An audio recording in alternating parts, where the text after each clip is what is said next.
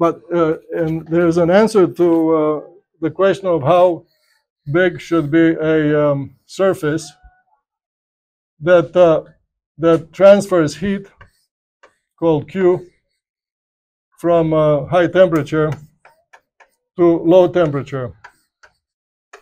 And the low temperature belongs to the wind that's blowing past. You know the story of a boundary layer theory from fluid mechanics. Above this plate, there's a complicated flow architecture called not just boundary layer, but free stream, maybe turbulence. That is not what I teach in this course. But all this complication, you can think of it as a bundle of streamlines, is recorded in terms of a heat transfer coefficient, lowercase h, which is the subject of a course I teach called ME 532 next fall. And this h is a proportionality factor in the formula that connects the heat current. The heat current comes from underneath, connected to the temperature difference. So it's H, A, and then TH minus TL, also known as delta T. Okay? And the question, once again, is what should the size A be? And the answer comes from facing the facts. And the facts are that as I proved last time, heat transfer times the temperature difference is a product proportional to the loss of power.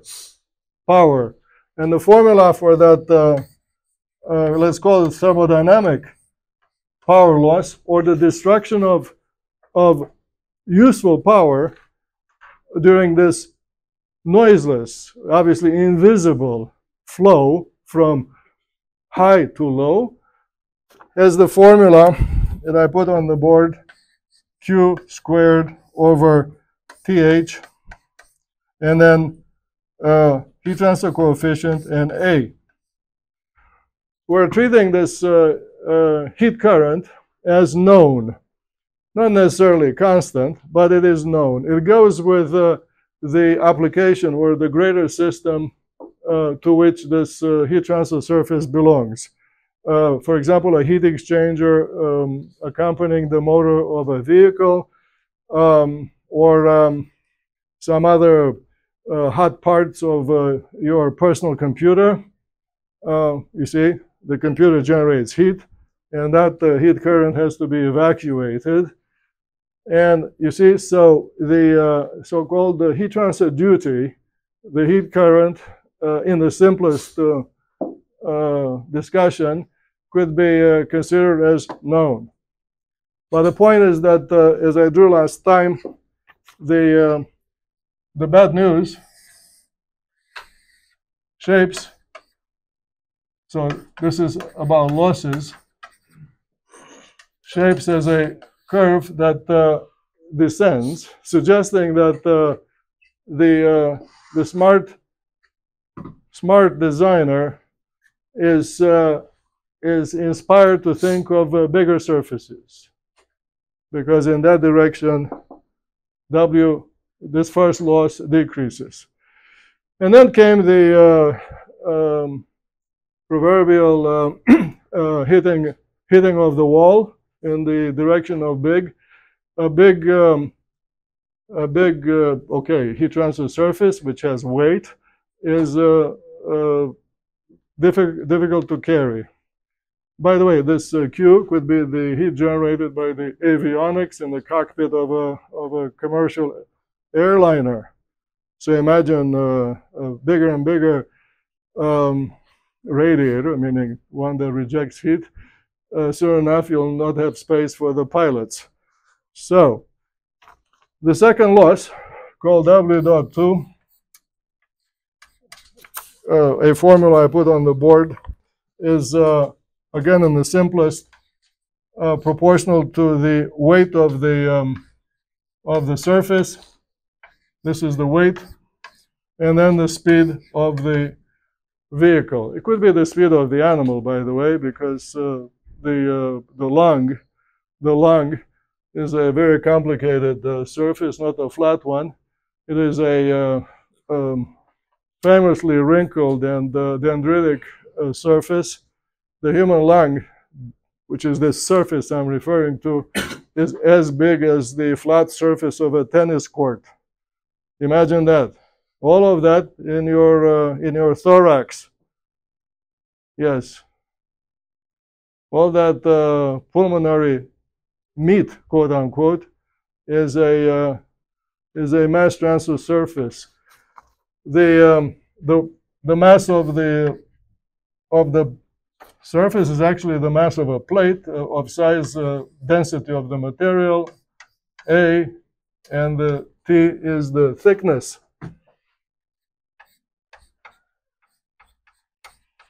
And you see here that the second loss is proportional to A. In other words, the competition between the two losses is fierce.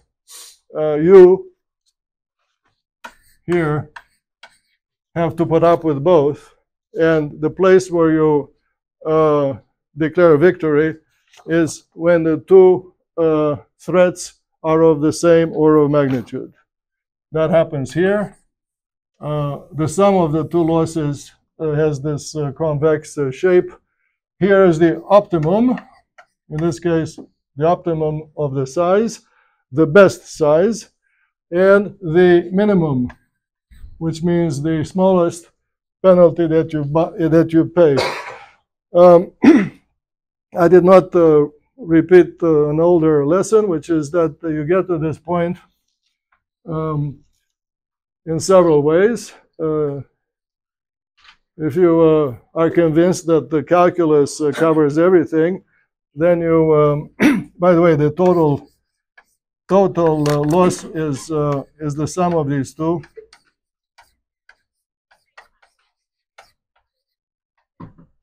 So one way is to solve this equation. You take the first derivative of the total loss with respect to the degree of freedom. This is 1 degree of freedom.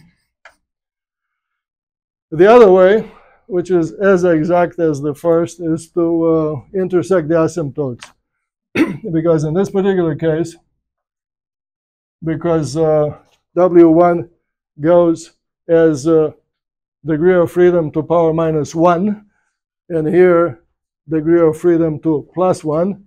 1 and 1 means that the intersection of the asymptotes matches or collapses or coincides with the answer produced by the calculus method. In other words, intersection of the asymptotes is to invoke this equality of orders of magnitude.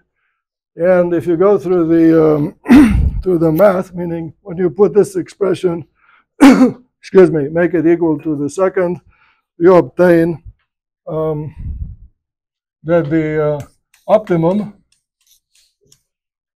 remember, optimum is a superlative, the best, not optimum.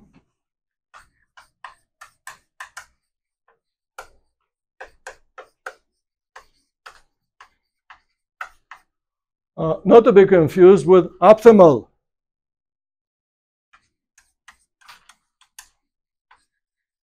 Optimal is an adjective. It means selectable.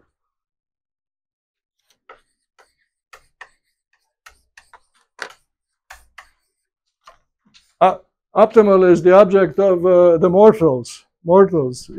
It's what even those who don't know calculus end up doing, you see, selectable, what works.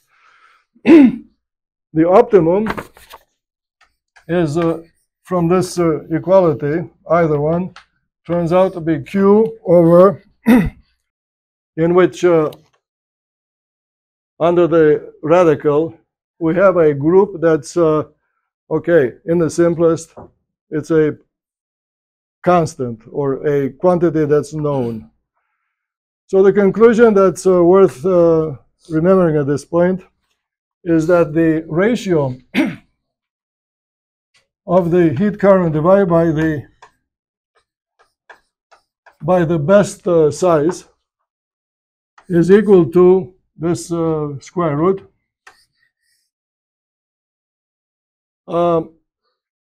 So roughly a constant, if you want. And you come up with with the idea that the result known as size in this particular example is equivalent to screaming from the rooftops that you discovered a rule of design, which is that the heat flux, meaning the heat current per unit area from the plate of the best size, is relatively fixed or constant and worth keeping in mind. So, you know, big plate, small plate, according to what's in that radical, as a first conclusion, is a conclusion about the heat flux out of the plate. Now, if you and you should question the result if you get more and more curious, you discover that, well, there are some other things that participate here. Is the thickness of the plate, the speed of the vehicle or the speed of the animal, and other features which should keep you even more alert or more interested in the remainder of the course, because I promised you we will we'll ask questions about what is the origin of speed, what is the origin of other things, including including obviously this heat transfer coefficient, and pretty much everything else that appears, and it is not a question. And another thing that I pronounced at the start of the course with that example of pedestrian movement on the surface of the Atlanta airport, I'll get to you in a second, was the emergence of diversity, which has to do with the fact that those who contemplate design are mortals, even though most of them these days know calculus. So they miss the minimum by a smidgen called imperfection or epsilon. Like it or not, that is who I am. You see. So yes, Raj, what did you? I had a question about. Yeah, louder. I had a question about the R constant. I know last class you like briefly talked about it, how it's like related to like the horizontal force or the force perpendicular to gravity. But yes. What is it dependent on? Like, is it just yeah. Okay. constant? Fine. Thank you for reminding me. This R constant. If you want to impress, let's say, your friend from middle school, you could say it's kind of like the friction factor, okay? Because, but no, it's not the friction factor, but it's like the friction factor. Every block that has weight, mg, when being moved, is restrained by a force proportional to the weight. And this is the brilliant idea of Coulomb, which to this day is the simplest model of dry friction between the two solid surfaces. All right, and of course there's an entire science that backs up this particular theory. In movement, a lot of it is with wheels or flapping wings, and you know, the legs of runners over here, but also at the Olympics. The movement is more complicated. It consists of like swimming through the air or through the mud or the snow and jumping up and down. And when you jump and then you fall, you destroy power. And all of that is buried in this factor R. And what does it depend on? It depends on the medium in which the movement takes place and on the type of movement. And so, to give you a short answer, it depends on whether the movement is in the air, or on land, or in or whether it's aquatic. You know, fish and whales and dolphins, all right, all of that. And of course, swimmers at the Olympics. And it depends this little r depends in a big way, because the value of r in water, just to give you a taste of what is coming, the value of r for moving in water is 10 times greater than through the air. Get it? Or do you see what I'm throwing in front of you? Now you know why animal movement spread from water to land and then into the air historically, because that is the time arrow of design evolution in nature. Yes? Will the value of R ever be dependent on speed or just the medium? Ask that one. I think the answer is no, because speed has another story to tell, because I'll predict that too. But when I come to the subject of locomotion, I will ask that question again. This is actually, thank you for interjecting. Your name again is? Max. Max what? Wyatt. Wyatt. Yeah, do what Max did, okay? Ask, because when you ask a question, the speaker, first of all, gets rattled a little bit. That's extremely good for creativity. But also, you give an example to your peers to basically step out of their shoes and start dancing. All right. And now, sorry, because I've been repeating myself, but there's a reason for repeating. Yeah?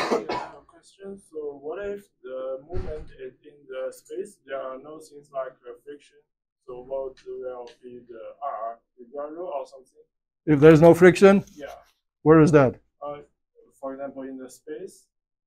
Oh, in outer space? Yeah. Okay. What will happen? Yeah, exactly. Well, not exactly. That's actually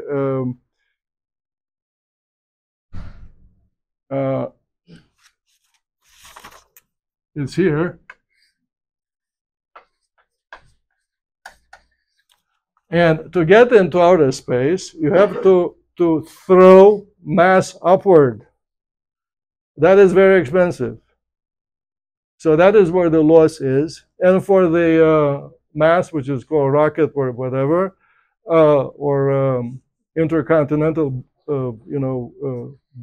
ballistic object, the object has to progress through the atmosphere.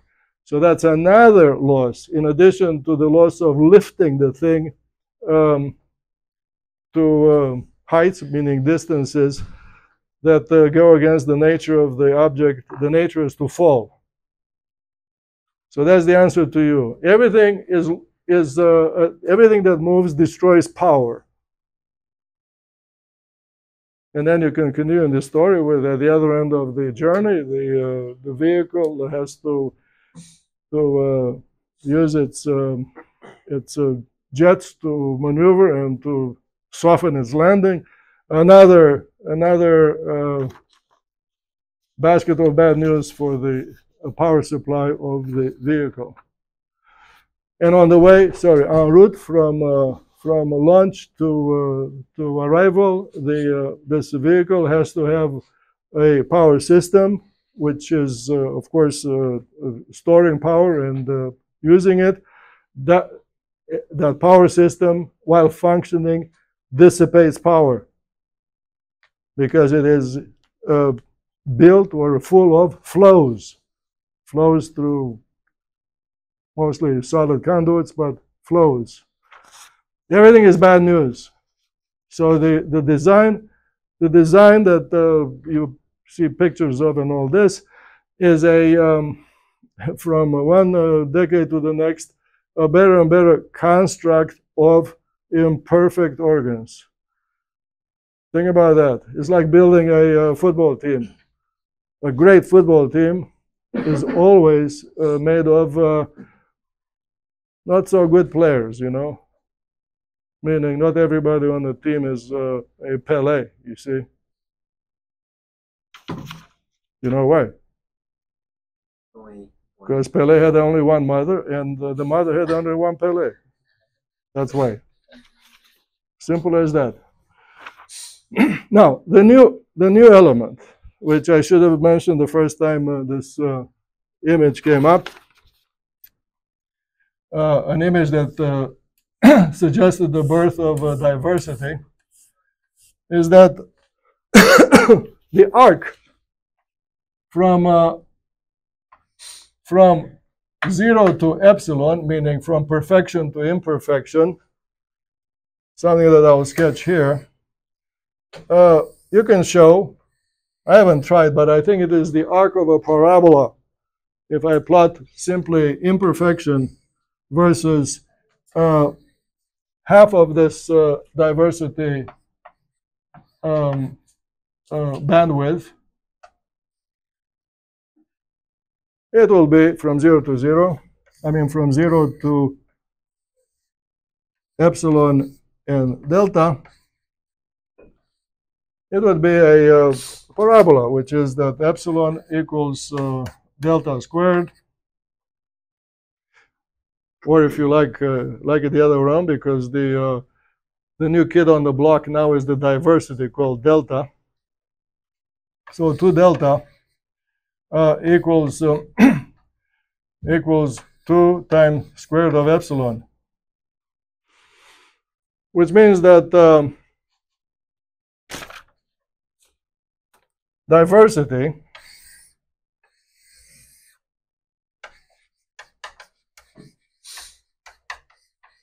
this 2 delta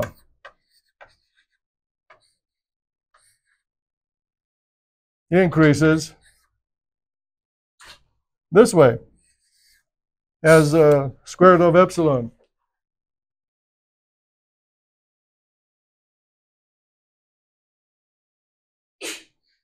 All right.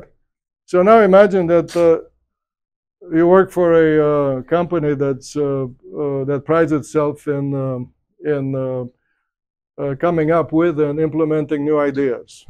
In fact, our visitor today is from such a company in Silicon Valley.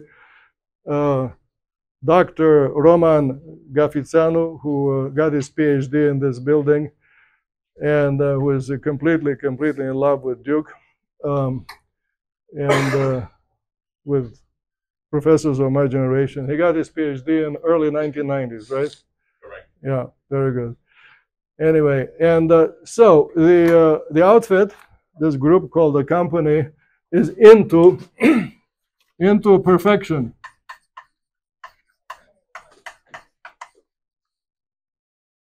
And perfection is right here.